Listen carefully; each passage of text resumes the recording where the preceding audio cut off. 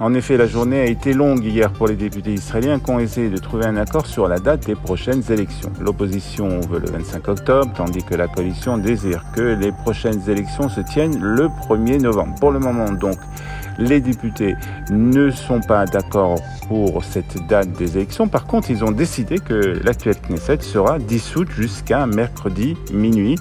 La loi de dissolution donc de la 24e Knesset a été adoptée hier en première lecture. Il reste donc 48 heures aux députés israéliens pour la voter en deuxième et troisième lecture et surtout de trouver un accord pour la date des prochaines élections législatives. Hier, donc, la journée parlementaire a été longue. Des députés ont essayé de faire adopter des lois avant que la Knesset ne soit dissoute.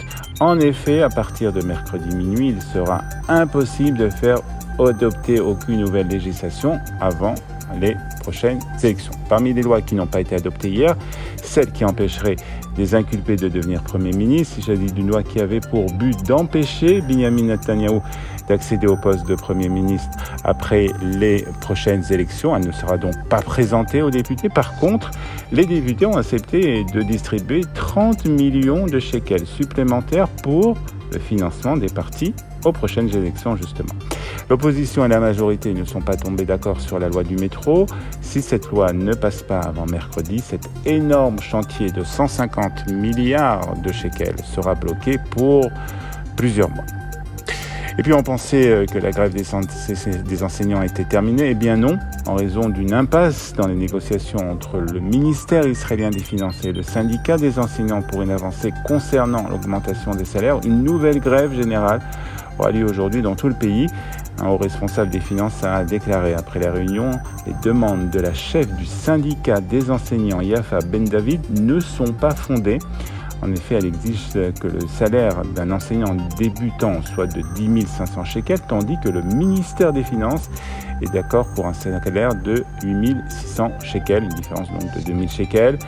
On ne sait pas pour le moment si la grève sera reconduite demain.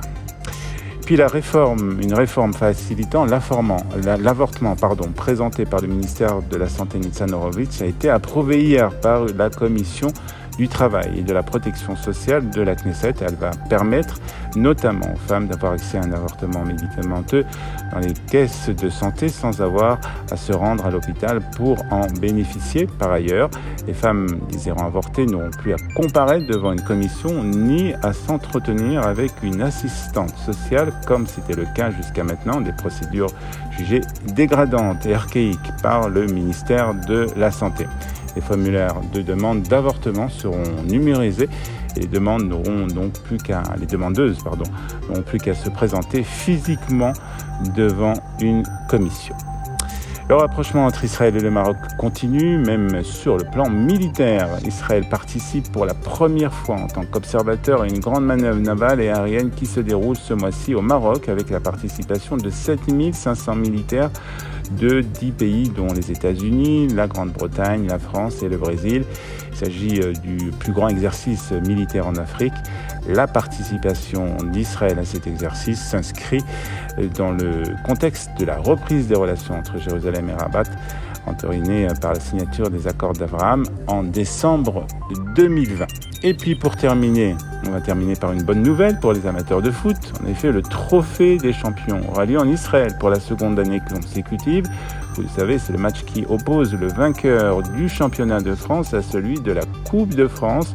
Et il aura lieu, comme l'année dernière, au stade Bloomfield de Tel Aviv le 31 juillet. Et cette année, ce match opposera donc le PSG à Nantes. Le philanthrope Sylvain Adam, qui est à l'origine de la venue de cet événement en Israël, se félicite que celui-ci se déroule une nouvelle fois ici. Et puis, il y a de fortes chances que, contrairement à l'année dernière, Mbappé et Neymar, les champions du PSG, disputent le trophée des champions cette année ici à Tel Aviv.